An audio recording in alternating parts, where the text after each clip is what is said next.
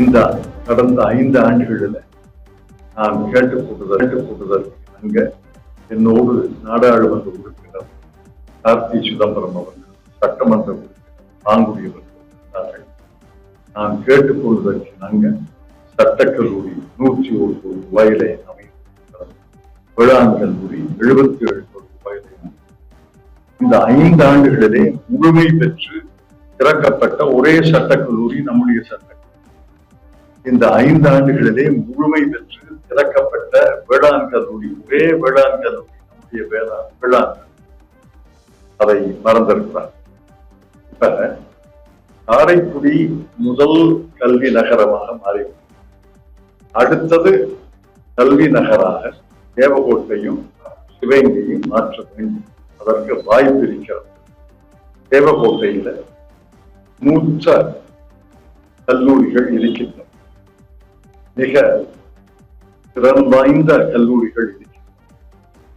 அரசு கலைக்கல்லூரி இல்லை என்ற குறைதான். பல பள்ளிக்கூடங்கள் இருக்கின்றன. தனியார் பள்ளிக்கூடங்கள், கிறிஸ்துவ பள்ளி, அரசு பள்ளிக்கூடங்கள். தேவகோட்டையும் கல்வி நகராக ஆள வேண்டும். சிவகங்கையும் கல்லூரி இருக்கிறது. ஆண்கள் கல்லூரி, பெண்கள் கல்லூரி, தனியார் கல்லூரி, கிறிஸ்துவ கல்லூரி இருக்கின்றன. சிவகங்கையும் கல்வி நகரமாக மாற்றது. அதுதான் என்னுடைய கனவு. நான் கேட்டால் முதலமைச்சர் தருவார் என்ற முழு நம்பிக்கை எனக்கு இருக்கிறது. அதனால இந்த தேர்தலுக்கு பிறகு முதல் கடமையாக தேவகோட்டையும் சிவகங்கையும் கல்வி நகரமாக தரம் உயர்த்த வேண்டும் என்பது என்னுடைய நோக்கம். தேவகோட்டையில ஒரு கிளை நூலகம் இருந்தது. அந்த கிளை நூலகம் 4 மாதங்களுக்கு முன்னால் பார்த்தபோது ரொம்ப அவல நிலையில் இருந்தது.